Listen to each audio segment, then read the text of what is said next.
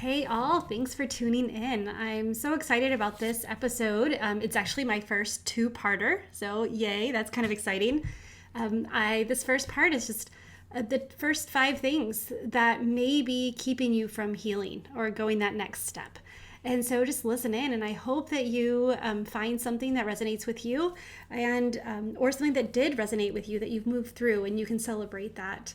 This is not intended to help you feel shame or make you feel guilty about where you are. It's just to start to illuminate things that could be hindering your growth. And so with that, here we go.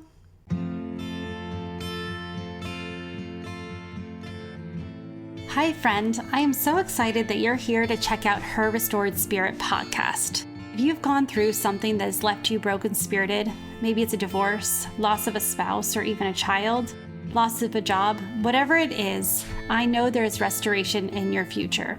I'm a widowed mom, and I remember what it feels like to emerge from the fog to discover that my loss is not the center of my story, but it actually instilled in me a new hope, a new understanding of faith, and a new strengthening in my heart, soul, and motherhood. I have finally understood that God has taken my test and formed it into my testimony, and that's why I'm here with you. I want you to step into your purpose, into a newfound joy, and to turn a new page in your book, because I believe you are on the brink of full restoration, unlocking a confidence that you didn't know was inside you, and understanding how to live more fruitfully with purpose, joy, and permission to be washed in possibility. It's time, friend, to reclaim your restored spirit. Hi, and welcome back to Her Restored Spirit podcast. My name is Tami, and I'm your host. Today's episode, I kind of wanted to do something a little bit different. I like to stay on the positive side and really focus on growth and focus on the good things.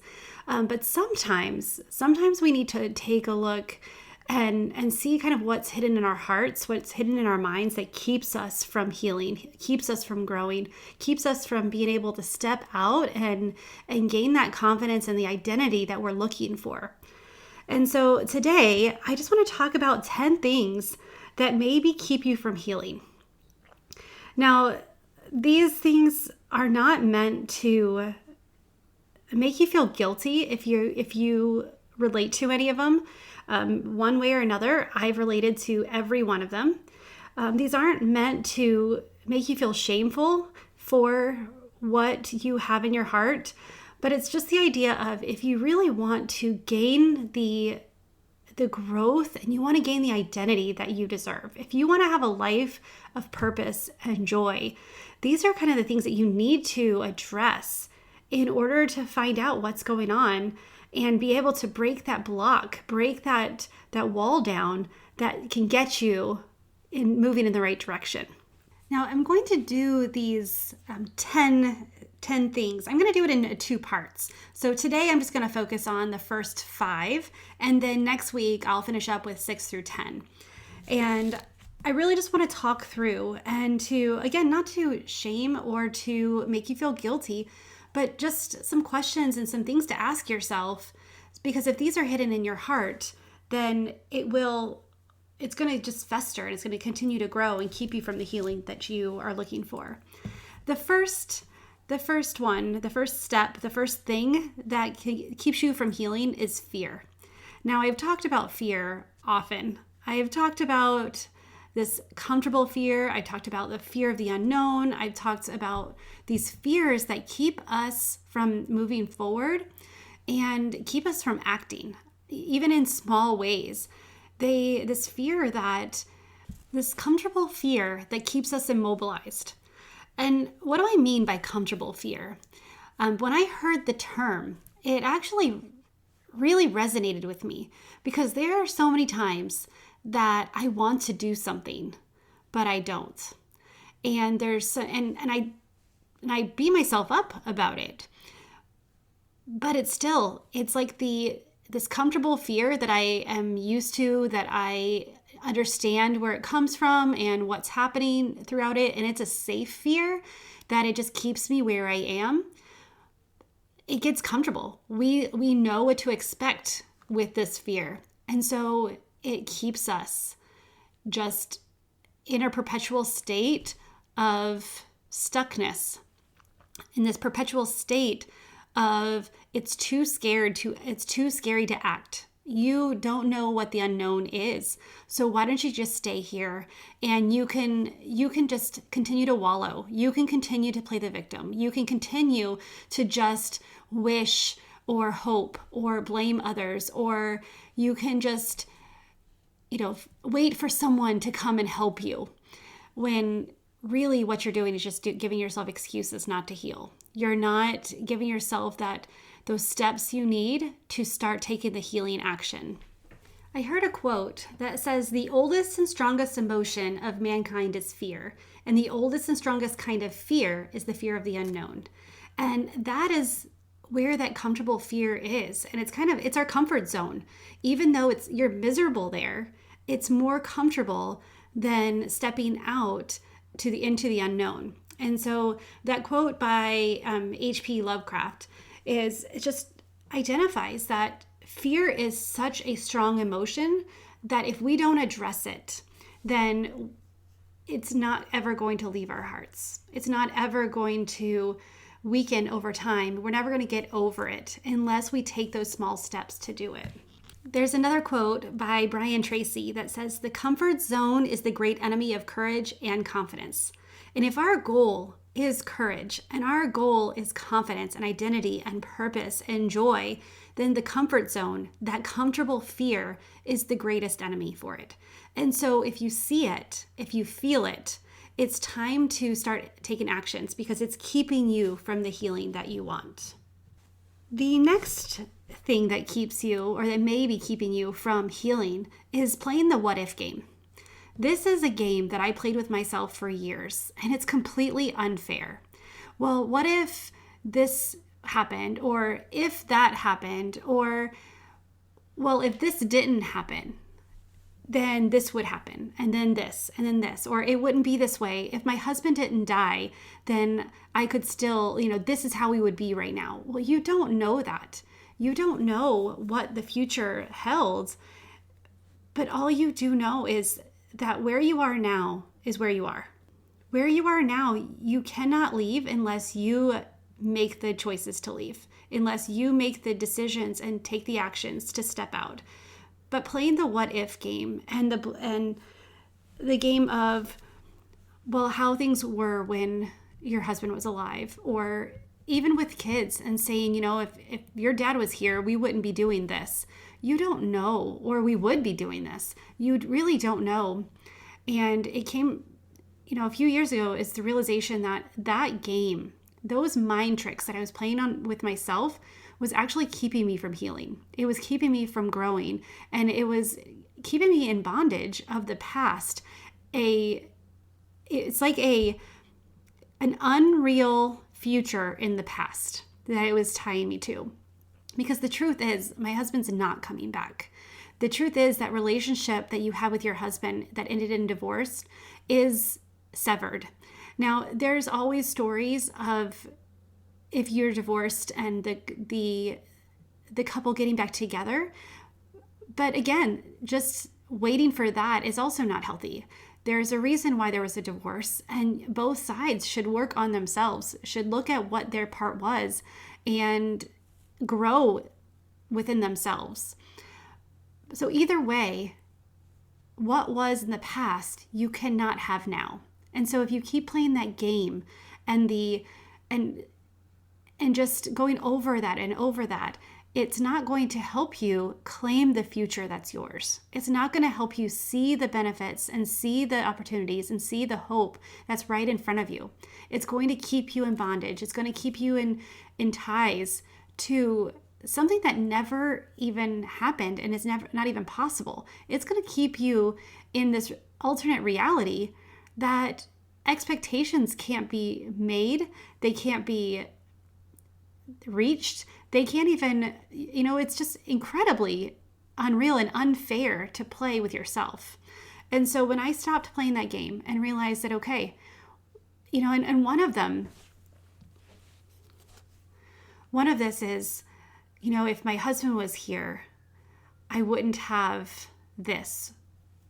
And even with the wisdom that comes through grief, realizing that, well, I wouldn't have this. And then I'd make me feel bad, because then am I choosing the wisdom over my husband? And am I choosing the closeness to God that I have over the relationship with my husband? And realizing that that's not even fair, because it's not an either or choice that I got to make. Because that happened, I was able to, and I embraced the wisdom, the path, the grief experience, and really learned from it. And I became more compassionate, and I became more empathetic to the hurts around me. And so realizing that I didn't have the choice to lose my husband, but I do have the choice of what I do with what happens after, then by choosing that, I'm able to start healing. The third is lack of acceptance or avoidance of the situation. This happens a lot of times. You don't want the reality that you're facing now to be real. This whole idea of the new normal, which I don't even really care for that term, but I use it because it's really the only way to describe it. It is your new normal. This grief response, this lack of relationship, this lack of a dream, or the job that you had worked so hard for, it's gone. And so you're trying to figure out what now. Well, if you don't accept it, you don't look back and say, okay, what benefits can I take from the experience, from having it, and then what did I learn during the process of losing it, and then where do I want to use it now? Or if you just avoid it altogether, that, just in your head, well, I'm going to just pretend it doesn't happen.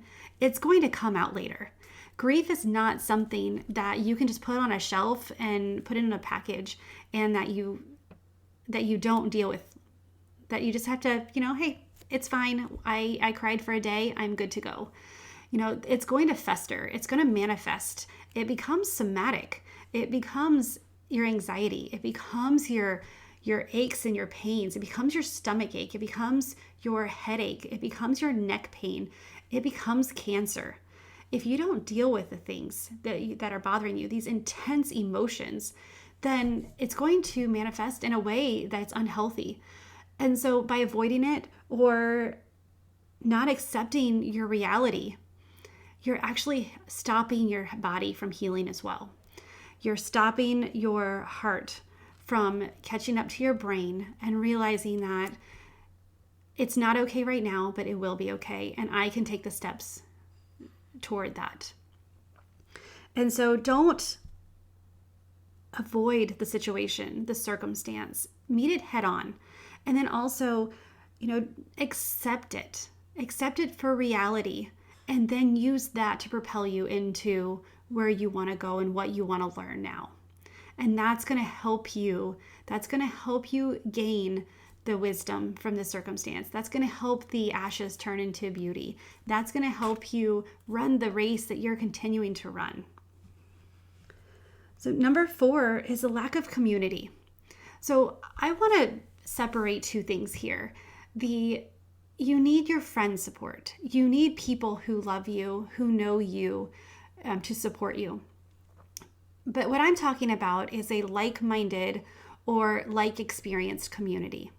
Now, I was surrounded by people who loved me after my husband died.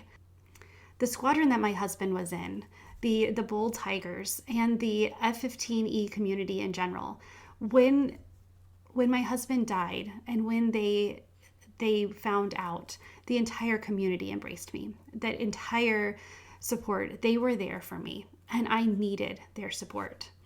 But I also needed a friend who I didn't realize yet. I needed a friend who I had not met yet, and also a friend who I had encountered, earlier in our career, but hadn't talked to in years. I needed other widows to walk with me. I needed them to be able to listen to my story and not try to fix it or try to push me forward in my grief. I needed them to say, yeah, it sucks, and I felt the same way, or, oh yeah, that's completely normal, but this is how I handled it. So you need the community that is like-minded and like-experienced. And you need to make sure that you are finding a community that's healthy. You don't want to find a group that just dwells in the negative, because you can't. If you desire growth and health and healing and hope,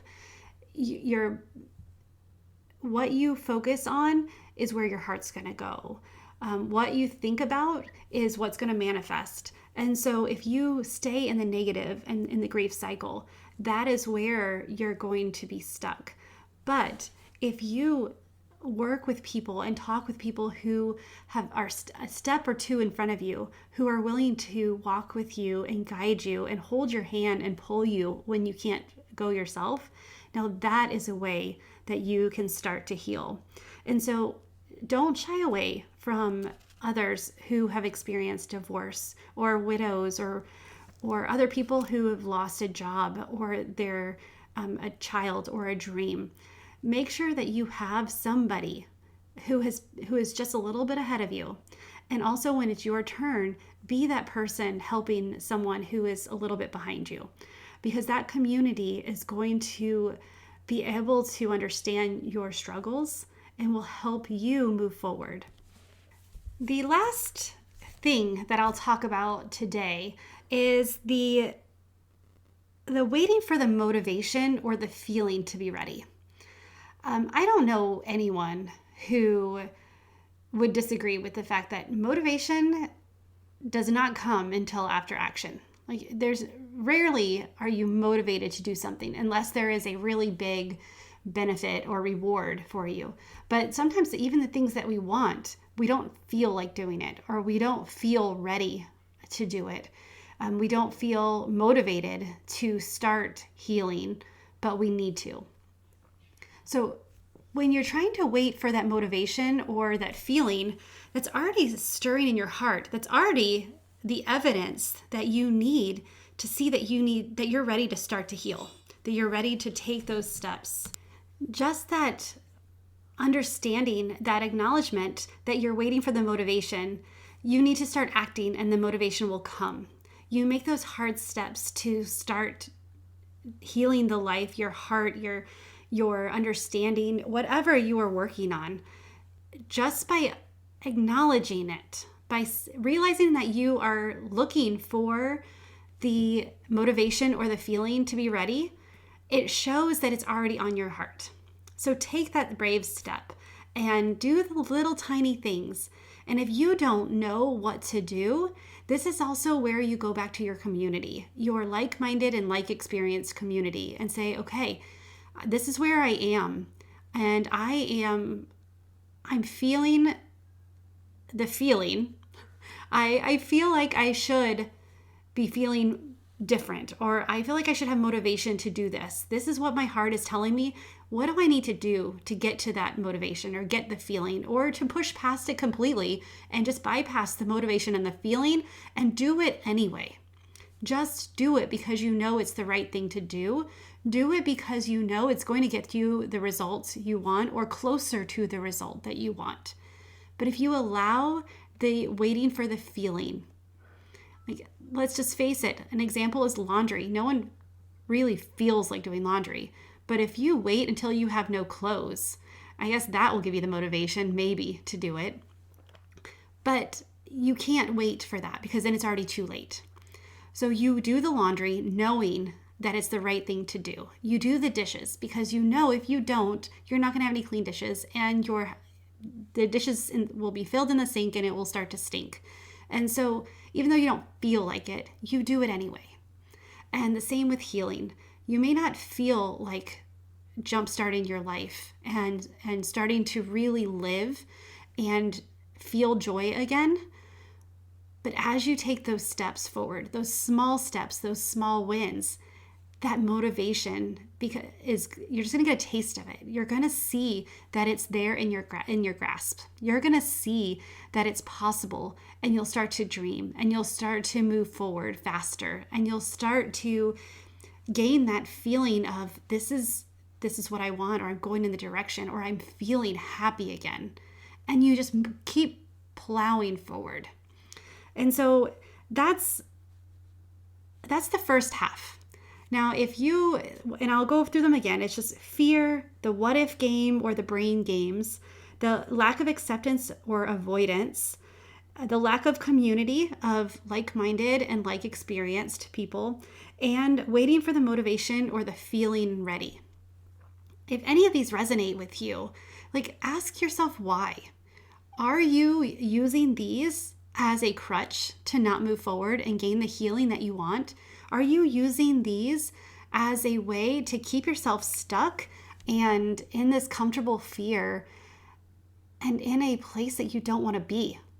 You know where you want to be, or you may not know, you just may know that you don't want it to be here.